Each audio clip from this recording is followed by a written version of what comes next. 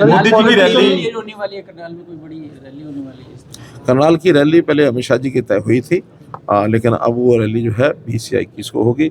और प्रधानमंत्री जी की 18 तारीख को रैली वो सोनीपत लोकसभा में गोहाना में है, जहाँ सोनीपत के लोकसभा के लोग और रोहतक लोकसभा के लोग आएंगे। ऐसे अम्बाला में उनकी एक लोकसभा की रैली है, उसमें भी लोग जाएंगे। हमारे यहाँ भी अमित शाह जी की रैली तुरंत जो होगी तो उस समय यहाँ सर, पर। आपके भतीजों ने सिरसा में कांग्रेस ज्वाइन की, इसके ऊपर क्या स्पष्टीकरण है, क्योंकि आपने पोस्ट के माध्यम से मना किया? हाँ, पहली बात तो मेरा कोई भतीजा सिरसा में नहीं है। ठीक है, खट्टर कास्ट होने से हर कोई भतीजा बनना चाहे तो बनता हो, बेशक बनता हो। मेरा कोई भतीजा वहाँ नहीं है। एक परिवार ऐसा ज़रूर है जो 2014 में मुख्यमंत्री बनते ही और उन्होंने आके मुझे बताया कि हम भी खट्टर हैं, हम भी ये हैं, हम भी वो हैं, लेकिन उस परिवार की भी कोई अच्छी वहाँ साख नहीं है। वो एक हर तरफ सत्ता के तरफ दौड़ने वाले वो लोग हैं।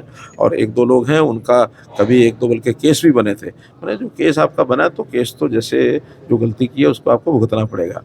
उसमें से बाद में नाराज़गी हुई तो हमारा कहना कि इस मतलब का कोई अर्थ नहीं है। यानी कोई गलत काम करेगा और वो आके आड़ लेगा कि मैं खट्टर जाति से हूँ और मेरा गोत्र खट्टर है, तो इससे बहुत लोग मिलेंगे। लेकिन इस प्रकार के स्वार्थी लोगों की मैं निंदा करता हूँ। रोहिता रेवड़ी और सर मनोज वधवा कांग्रेस ज्वाइन कर गए बीजेपी छोड़कर, क्या कहना चाहेंगे? काफी आरोप लगाए उनके पति ने। बहुत से ऐसे लोग होते हैं, जब कभी कोई स्वार्थ किसी का पूरा नहीं होता उस समय ये सामान्य बात है आरोप लगाने की। आखिर इतने सालों से साथ रहे तब उनको ध्यान नहीं आता, लेकिन जब छोड़ना होता है और जो उनकी जो इच्छाएं पूरी नहीं होती हैं उस समय आरोप सामने आ जाते हैं।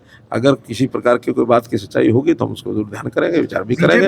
बीजेपी के लोग कह रहे हैं सर कि मनोज वधवा ने काफी बेनिफिट लिया सरकार से, कुछ ऐसा भी है?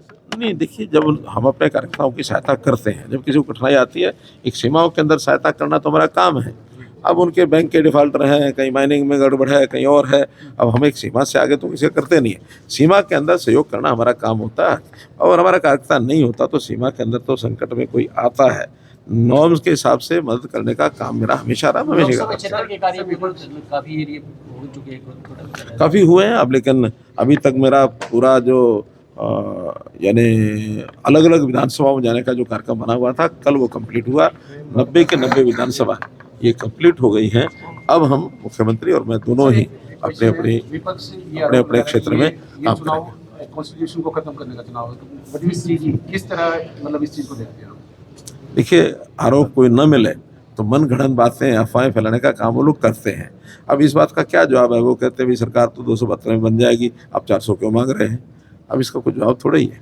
आखिर देश के में एक मजबूत सरकार बने, दुनिया में उसका स्थान बने, क्योंकि जितनी मजबूत सरकार होगी हमारे देश की से उतनी ज़्यादा बढ़ेगी। और अगर हमको देश की समस्याओं को हल करना है तो मजबूत सरकार होना आवश्यक है।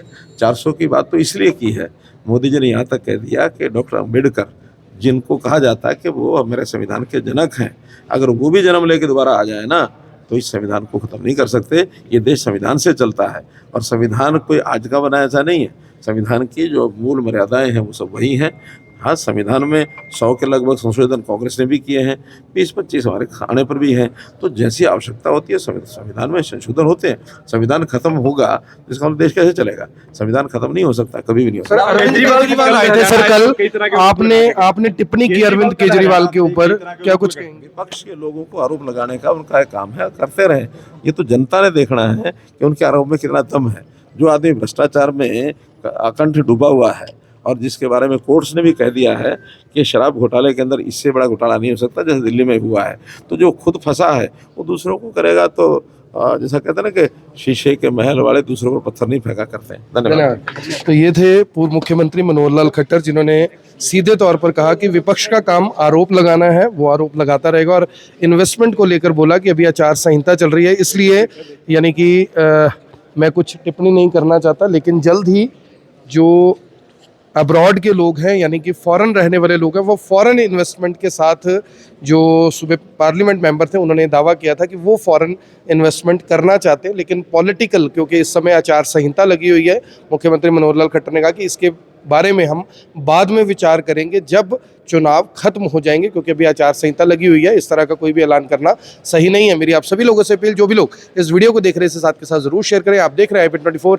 मैं हूं आकर्षण उपल, करनाल से आप सभी के साथ लाइव। धन्यवाद।